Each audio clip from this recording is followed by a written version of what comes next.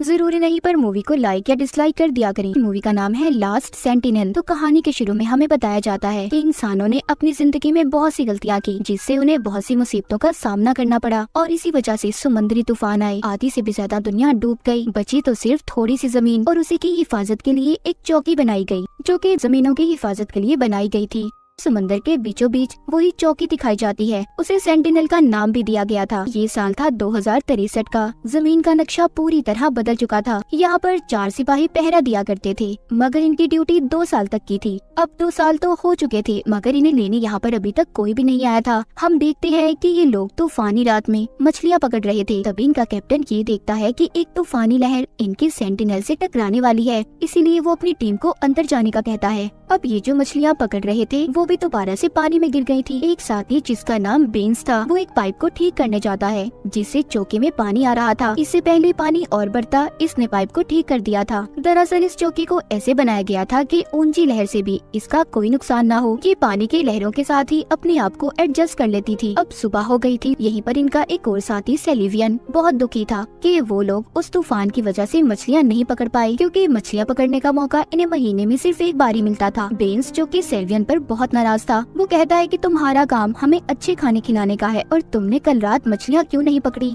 मेरा काम इस सेंटिनल की हर चीज को अच्छे से रिपेयर करने का है, जो मैं करता हूँ और मैं अपनी ड्यूटी अच्छे से निभा रहा हूँ। यहीं पर कैप्टन सबको चुप होने का कहते हैं। दरअसल ये लोग अब अपने घर जाना चाहते थे। ये यहाँ पर रहकर तंग आ गए थे। जो टीम इनकी जमीन से इनको यहाँ पर लेने आने वाली थी, वो अभी तक नहीं आई थी। सेलिवियन जो कि हर दिन एक रिकॉर्ड बनाता था, वो ऐसा जब से कर रहा था जब से वो यहाँ पर आया था। वो ये सारा रिकॉर्ड बनाकर अपनी बेस को भेजा करता था। कैप्टन जो कि सेंटिनल की छत पर घूम रहे थे, वहाँ पर वो एक इशारे को देखते हैं जो कि सेलिवियन ने बनाया था, ताकि अगर कोई यहाँ पर आए तो वो उनकी मदद से इन तक पहुँच जाए। मगर कैप्टन को ये बात पसंद नहीं आती। वो उस कपड़े को हटाने का कहते हैं। तभी यहाँ पर सेलिवियन को दूरबीन में एक जहाज अपनी तरफ आता हुआ दिखाई देता है, जिसे देखकर वो बहुत खुश था। वो समझता है कि शायद ही वही जहाज है जो हमारी टीम ने हमें यहाँ पर लेने भेजा है। मगर कैप्टन को ऐसा नहीं लग रहा था। वो कहते हैं कि ये किसी दुश्मन की चाल भी हो सकती है, इसीलिए वो बेंस को बॉम्ब को एक्टिवेट करने का कहते हैं। और साथ ही इनकी एक और साथी जिसका नाम कैसिडी था, उसको रेडार पर सब कुछ चेक करने का कह रहे थे। दरअसल रेडार से ये पता करना चाहते थे कि ये जहाज आखिर किस तरफ से आया था। अब वहाँ पर बेंस गन्स चलाने के लिए तैयार था,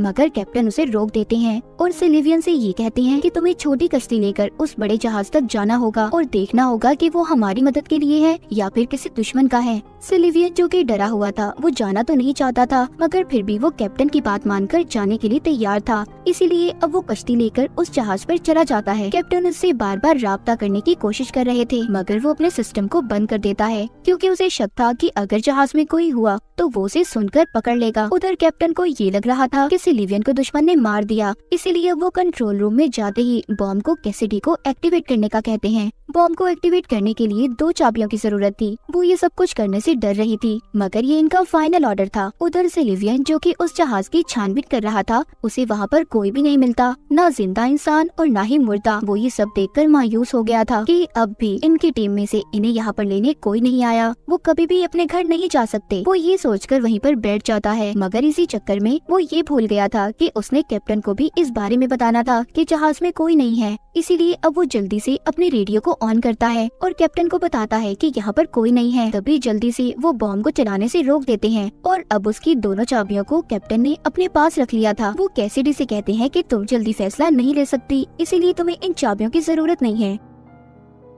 अब सेलिवियन उस जहाज को लेकर अपनी चौकी तक ले आया था। बेंस भी उस जहाज की जांच करता है, जिससे पता चलता है कि जहाज पिछले कई महीनों से बंद पड़ा है। ये जहाज भेजा तो इन्हीं लोगों के लिए गया था, मगर इन्हें ये पता करना था कि आखिर जहाज में लोगों के साथ हुआ क्या था जो यहाँ पर इस जहाज को लेकर आए थे। बेंस कहता है कि मैं इस जहाज को ठीक कर सकता हूँ, मगर कैप्टन उन्हें मना कर देते हैं और ये कहते हैं कि नहीं, हम इसके साथ कुछ नहीं कर सकते और न ही बेस पर बता सकते हैं जब तक हम खुद अच्छे से इसकी छानबीन न कर लें। ये सभी कैप्टन के सख्त असूलों से तंग आ गए थे, क्योंकि अब ये किसी भी कीमत पर वापस घर जाना चाहते थे। सेलिवियन जब कैप्टन के पास दोनों चाबियों को देखता है तो उसे और भी ज्यादा गुस्सा आ गया था, क्योंकि अब इस चौकी का सारा इख्तियार कैप्टन के पास था। उधर कैप्टन जहाज के बारे में सारी लोकेशन को पता करते हैं कि ये यहाँ पर कहाँ से आया था। सेलिवियन भी जहाज के बारे में बिना बताए बेस को खबर कर देता है और ये बात जाकर वो कैसिडी को भी बताता है कि मैंने सब बातों का बेस को बता दिया है। उधर बेंस भी आ गया था, जिसने इनकी बातों को सुन लिया था। उसे भी भी पता चल जाता है। अब इन सारी बातों का आकर बेंस कैप्टन को बताता है। तभी वही इन्फॉर्मेशन इन्हें वापस मिली थी जो कि कल रात बेंस ने बेस को भेजी थी। इसका मतलब 1 साल से इनका अपनी बेस से कोई राब्ता नहीं था। जो मैसेज इन्हें बार बार मिला करते थे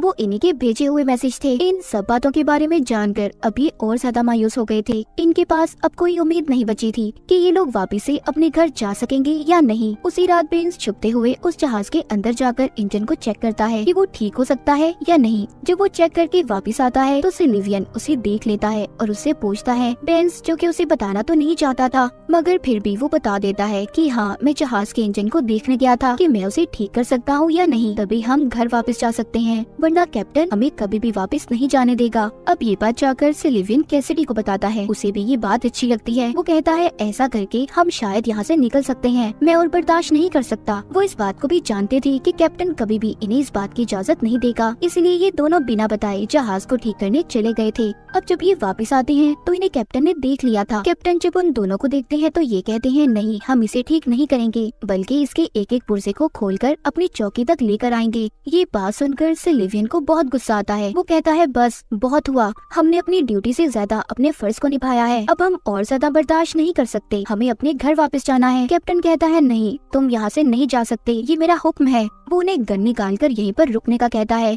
उधर कैसिडी जो कैप्टन के साथ रहकर यहीं पर खुश थी मगर फिर भी वो इन दोनों के लिए कैप्टन से बात करने जाती है कि वो इन्हें यहाँ से जाने दी। वो कहती है कि तुमने पहले भी अपनी जिद बहुत से सिपाहियों को खोया है तो तुम ये गलती दोबारा मत करो, उन्हें जाने दो। कैप्टन कैसिडी की बात को सुनकर ये फैसला करते हैं कि हम में से 2 यहीं चौकी पर रहेंगे और 2 जा सकते हैं। बेंस तो ये सुनकर खुश था मगर सिल्वियन खुश नहीं था क्योंकि वो कैसिडी को भी अपने साथ लेकर जाना चाहता था। वो कैसिडी से कहता है कि तुम कैप्टन से कहो कि मैं भी जाना चाहती हूँ, मगर वो कहती है नहीं, तुम जाओ, मैं यहाँ पर बहुत खुश हूँ। जब बेंस और सिल्वियन ने अपनी सारी तैयारी कर ली थी उसी रात कैप्टन उन्हें एक लेटर भी देता है जो कि जाकर उन्हें बेस पर देना होगा। अब जब सुबह होती है तो हर तरफ खतरे की घंटियाँ बजना शुरू हो गयी थी। कैप्टन उन्हें छत पर बुलाकर जल्दी से बॉम्ब को एक्टिवेट करने का कहते हैं। वो कहते हैं दुश्मन का एक जहाज हमारी तरफ बढ़ रहा है, लेकिन वहाँ पर सिल्वियन को इस बात का अंदाजा हो गया था कि ये जहाज उनकी बेस से उन्हें यहाँ पर लेने आया है। अब वो कैप्टन की इस बात को मानने के लिए तैयार नहीं था कि वो बॉम्ब को एक्टिवेट कर दे। यहीं पर कैप्टन उसे गन दिखाकर उस जहाज को भी तबाह करवा देता है। सिल्वियन और बेंस की उम्मीदें टूट गई थी। तभी पीछे से कैसिडी आती है जिसने कैप्टन के सर पर कुछ मारकर उसे बेहोश कर दिया था। ये तीनों अब उसे एक कमरे में बंद कर देते हैं। सिल्वियन कैसिडी से पूछता है कि तुमने मेरा साथ क्यों नहीं दिया। वो कहती है अगर मैं तुम्हारा साथ देती तो तुम्हें कैप्टन कभी भी न जाने देता। बेंस कहता है हमें उसे मार देना चाहिए मगर सिल्वियन सबको ऐसा करने से रोक रहा था।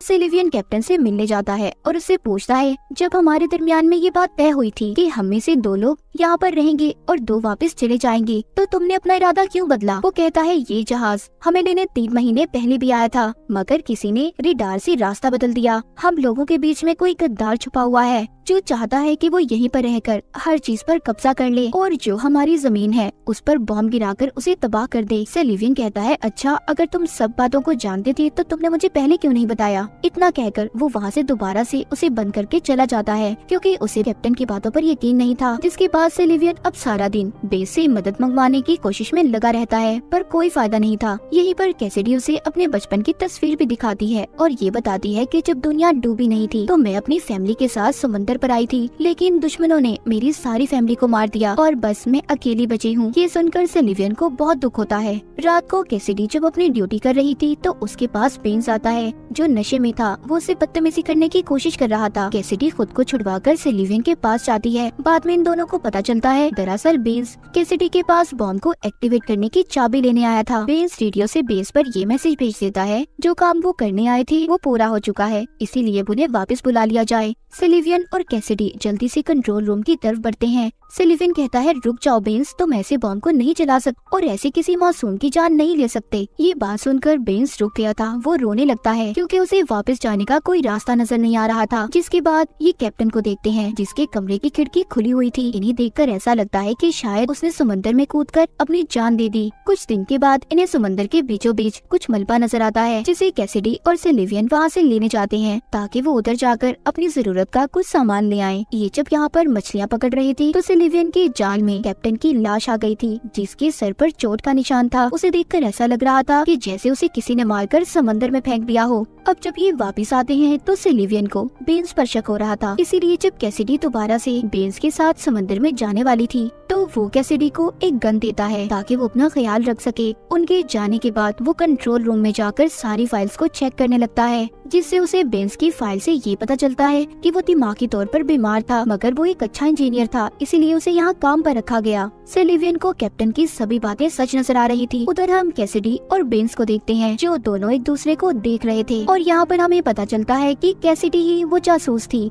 जिसने 3 महीने पहले आए जहाज में लोगों को गन से मारा था। वो बेन्स को भी मार देती है और रोते हुए अब सिलिवियन के पास आ गई थी। चौकी पर सिर्फ 2 ही लोग बचे थे। अब वो अगले दिन कैसिडी के पास जाकर बॉम्ब को एक्टिवेट करने का कहता है, ये कहकर कि उनके दरमियान में एक दुश्मन है। कैसिडी समझ गई थी कि सिलिवियन को उसकी सच्चाई पता चल गई है, जिस पर वो ये कहती है, हाँ ये सब कुछ मैंने किया है, पर अपने लोगों की जान बचाने के लिए। हम चाहते थे कि हम इस चौकी पर कब्जा कर लें। सिलिवियन अब उसकी कोई बात नहीं सुनता और बॉम्ब को एक्टिवेट कर देता है। तभी कंप्यूटर स्क्रीन पर ये आता है कि आप इस बॉम्ब को एक्टिवेट नहीं कर सकते। दरअसल इस कंप्यूटर का सिस्टम बेन्स ने बदल दिया था, क्योंकि वो नहीं चाहता था कि कोई भी एक इंसान इस चौकी पर कब्जा करके दूसरी दुनिया को तबाह कर दे। कहानी के आखिर में हमें दिखाया जाता है कि सिलिवियन और कैसिडी के दरमियान में सौदा हुआ था। वो दोनों यहीं पर रहकर इस चौकी की हिफाजत करेंगे और कोई भी किसी की भी दुनिया को नुकसान नहीं पहुंचाएगा। और इसी के साथ ये कहानी यहीं पर खत्म हो जाती है।